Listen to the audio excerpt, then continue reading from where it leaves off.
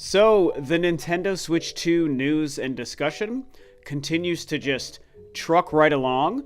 And one of the elements or talking points around the Nintendo Switch 2 that I want to spend some time dissecting and going over with you guys today has to do with one of the more interesting and, in my opinion, potentially most exciting prospects and promises of the Nintendo Switch 2. And it is these Nintendo Switch 2 edition version of Switch 1 games. There are a lot of hot button talking points when it comes to the Switch 2 right now, and this is certainly one of them.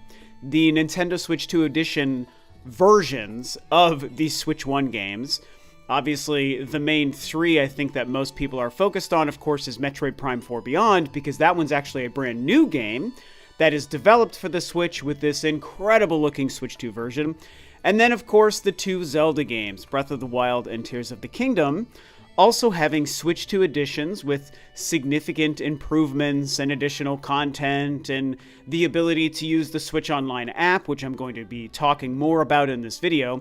And then, there's also Kirby and Mario Party and a few other games also kind of falling under the Switch 2 edition banner. Now, of course, something that also can't be left out of this is the fact that there are also some free upgrades and performance upgrades for some Switch 1 games that apply automatically when placed into the Nintendo Switch 2, and they have a list of them on Nintendo's website.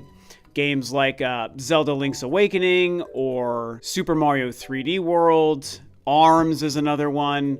I think the Pokemon games, Echoes of Wisdom, all that stuff. And so overall, Nintendo seems to be approaching the idea of playing Switch 1 games on your Switch 2 through two different avenues. One is the free upgrades for some games, like I just mentioned. The other are the paid patches and next generation upgrades. Now, we can't forget that for a long time, a lot of us in the, who are gamers in the gaming community, Nintendo fans, game fans, those of us who are also YouTubers and content creators, for well over a year, have already been discussing and theorizing about the idea of some Switch 1 games having some sort of paid or free or paid, admittedly, upgrade patches for the next generation Nintendo Switch 2, next gen console, whatever it was going to be. Again, these conversations that we were all having go back so far that we didn't even necessarily know it would be called the Switch 2. And so it's really interesting to see that at the end of the day, now that we've seen the Switch 2 and some of the games, we do know that this is the case. There are next generation upgrades being made available to a lot of Switch 1 games. Now, it's not all of them, but it's a lot of them. I would say that the free upgrades for games like, Link's Awakening and Echoes of Wisdom and Mario 3D World and whatnot, those feel more like what the promise of Xbox Smart Delivery was supposed to be, where here's your last generation game, you just plug it into your next generation, new generation console, and you're automatically going to get some power and performance updates just because the new console is more capable. That's great. I think that that's smart, and I think that as many companies can do that for as many games as possible, the better off it is for everyone. Everyone wins, in my opinion, when that happens. Then you look at the paid upgrades. For Nintendo, it's the Switch 2 editions. And, the two Zelda games, which I'm excited for, Metroid Prime 4, of course. I am playing that next generation Switch 2 version. I cannot freaking wait. That is a different avenue and a different business model. Some people like it, some people hate it, some people don't like how they're approaching it. I am somebody who thinks that it's pretty damn cool, and I'm actually very excited to play these three versions. I will replay the two Zelda games with the Switch 2 edition upgrade patch. And like I just mentioned, I am absolutely buying and playing the physical version of Metroid Prime 4 on the Switch 2. What's really kind of interesting and honestly cool to me is looking at the way Nintendo is approaching the Switch 2 edition upgrade patches for both the two Zelda games and also for Metroid Prime 4 a little bit differently. Metroid Prime 4, at least as far as what we know now, is focused almost entirely on visuals and graphics and performance, and that is plenty for me. Oh, and then of course the controls, adding the mouse controls for the first-person gameplay. So those additions are enough to me to just get my mouth watering, and yes, it's because I'm a Metroid super fan, but also when you just consider what they're offering and what the game is, I think it's totally fine. It makes a lot of sense. And I'll make some comparisons to some competing hardware in a moment. With the Zelda games, it's interesting to me for a different reason, because yes, they are upping the performance and graphics, and man, they look great. It's a simple thing to do. There was rumors about the 4K 60 FPS Breath of the Wild behind closed doors like a year or two ago, and this basically confirmed that that was true. But I'm still excited to play these two games, two of my favorite games of all time. Again, all I have to do is buy the $10 upgrade patch, because I believe they've been confirmed to be just $10 for at least the two Zelda games, I should say. So sure, I'm going to pay $10 for Breath of the Wild and $10 for Tears of the Kingdom, so I can experience the better graphics and performance on these games.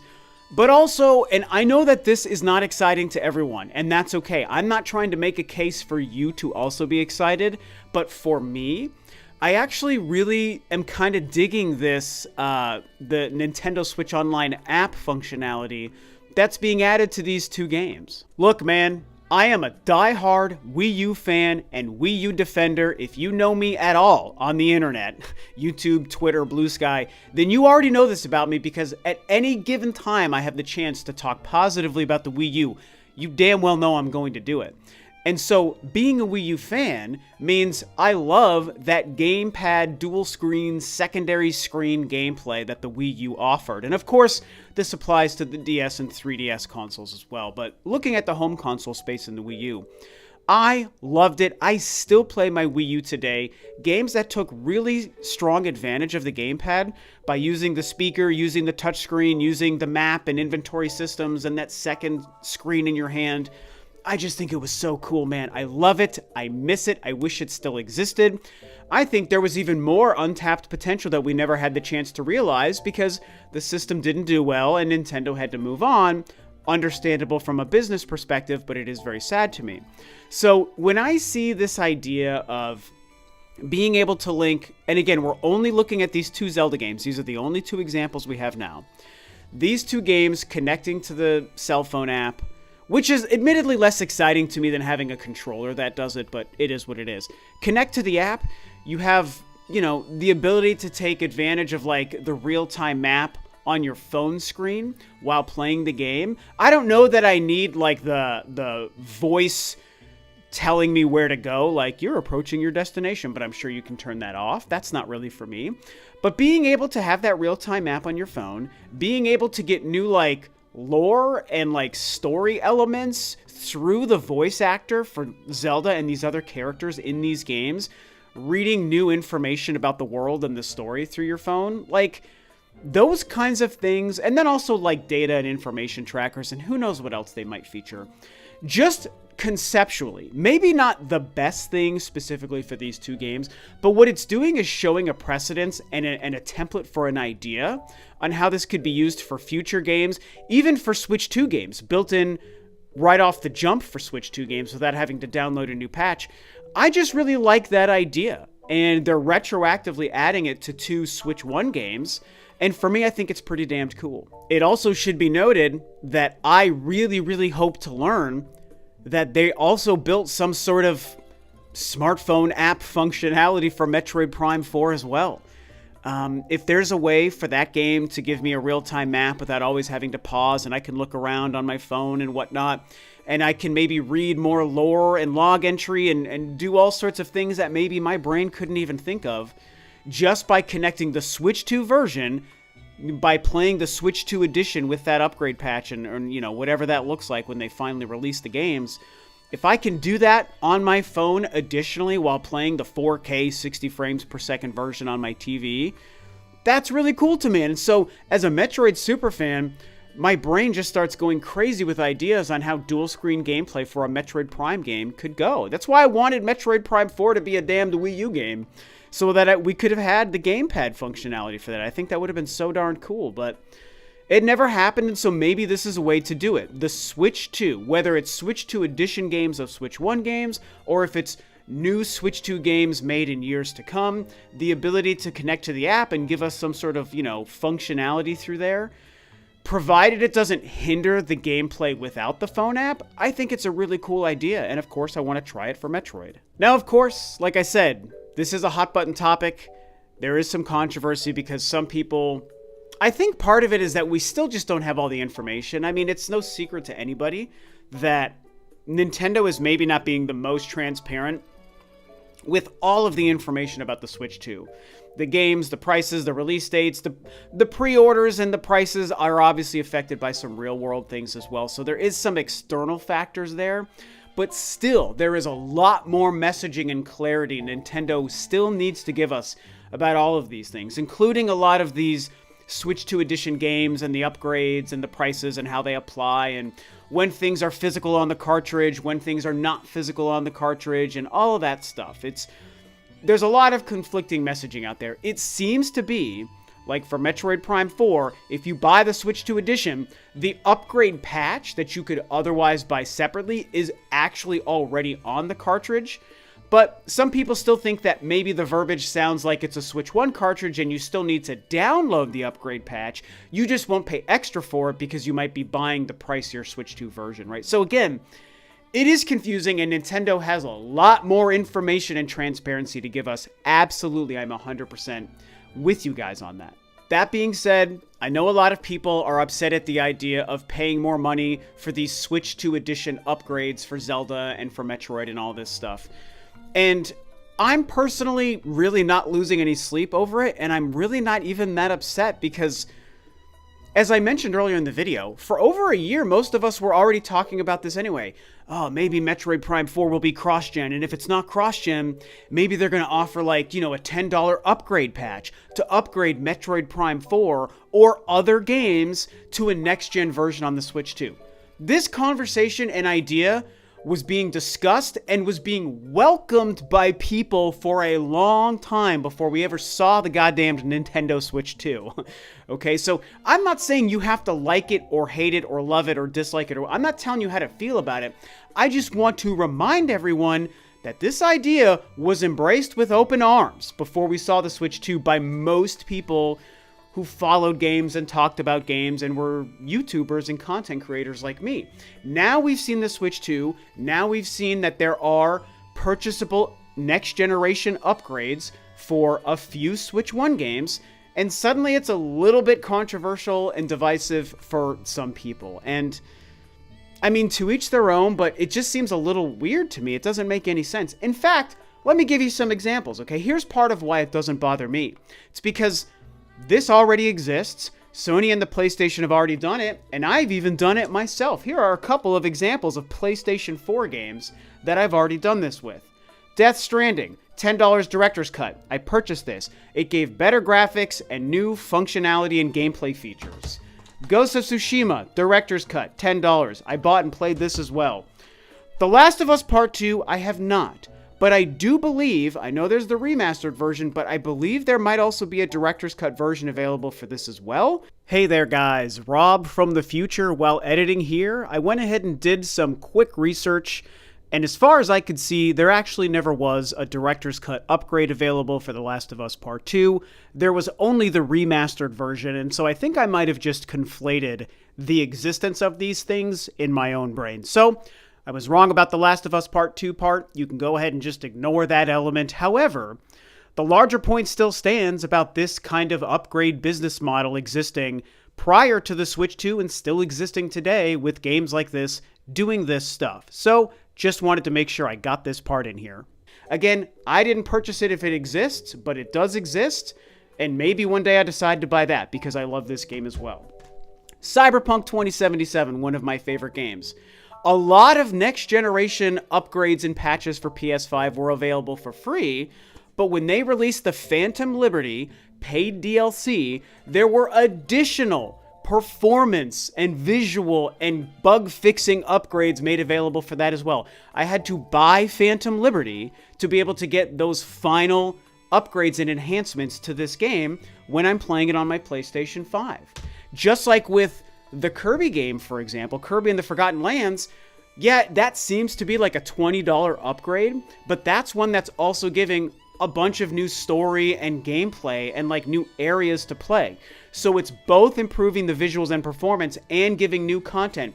Just like Phantom Liberty for Cyberpunk 2077, that cost, I don't remember what I paid, maybe $30, $29.99, whatever the price was, I paid that. A lot of people paid that. And so, again, I'm not telling you to like or dislike anything. I don't really care. It's okay to be mad about this stuff, actually. It really is. But look, this stuff has already existed for PlayStation. I've done it for these PlayStation, well, for 3 of these PlayStation games. I paid for the better graphics and the new gameplay tweaks and upgrades and content. So why would I be mad doing it for Metroid and Zelda, my literal number 1 and number 2 favorite video game franchises of all time? For me, I think it's a pretty darned cool addition for the Switch 2 to offer this stuff, provided it's priced appropriately. And looking at the Zelda games at $10, I think it's priced appropriately for those 2 games. So I kind of want to wrap this up just to say, again, I'm not actually trying to like either defend certain things or be mad about other things in relation to all the Switch 2 stuff. I really just want to talk about why I think it's cool that there are some next generation patches for some really exciting games for me that are coming to the Switch 2. Again, I love Kirby. I don't know if I'm going to buy that stuff. I'm not a Mario Party fan, so I don't really care about that, you know. But, you know, they exist. There is some perceived value for some people. But when I look at Metroid Prime 4 Switch 2 Edition, hell yeah, I'm buying that version, physical. I'm going to play that version. If I pay $10 more for the Switch 2 version to get the performance upgrades and maybe if I'm lucky, some cell phone app upgrades, great. Yes, I'm going to pay $10 for Breath of the Wild and $10 for Tears of the Kingdom to upgrade those games. I don't have to buy the full games. Most of us won't have to buy the full games. We already own those 2 games. Most of us who want to play them on the Switch 2 are just going to have to pay $10 a piece. And as I just showed you visually, PlayStation 5 has already been doing that with some PS4 games for a while anyway. 10 or 15 bucks, here's your next generation upgrade with new content and performance upgrades. Like, great. I didn't mind it for PlayStation. I don't mind it for Switch and for Switch 2. It just works for me. And I am somebody who thinks the smartphone app stuff looks very cool. I'm excited to try it for Zelda. I want to see it in Metroid. You know, all these things that I've been kind of going on about. If you're upset about this stuff and it doesn't work for you, or you're upset because the messaging is still admittedly confusing, or you don't like having to pay at all for a next generation upgrade, even though there are also a lot of free games getting updated as well, that's fine. You're allowed to feel that way. Like, I don't really care what you or anyone does with their money. I just wanted to share how I'm feeling about it because I'm actually really excited to see what they continue to do with these Switch Edition, you know, updates for games. Now, they might start making decisions with them down the road that I think are unfair, aren't worth the money, might be overpriced, and I'll cover those at those times. I'm literally focused on Metroid and the 2 Zelda games. And they both have me extremely excited, and I don't mind paying $10 more to experience the Switch 2 editions of all 3 of those games. So that's just me. I like the promise of what we're seeing. In like 2 years, this is going to be old news probably anyway, because they're not going to continually make upgrade patches for Switch 1 games. This is probably something mostly focused in the first year, maybe the first 2 years of the Switch 2 generation. And then Switch 1 stuff is going to probably just go to the wayside forever because eventually you have to move on from that stuff. But right out of the gate, it's not perfect, but there are some interesting things happening between the free upgrades and the few paid upgrades. So to me, it all makes sense. I'm excited for the Zelda and Metroid games. So yeah, I think that's about all I have to say about that. Share your thoughts below. Thanks, of course, for watching, guys, and I will see you next time.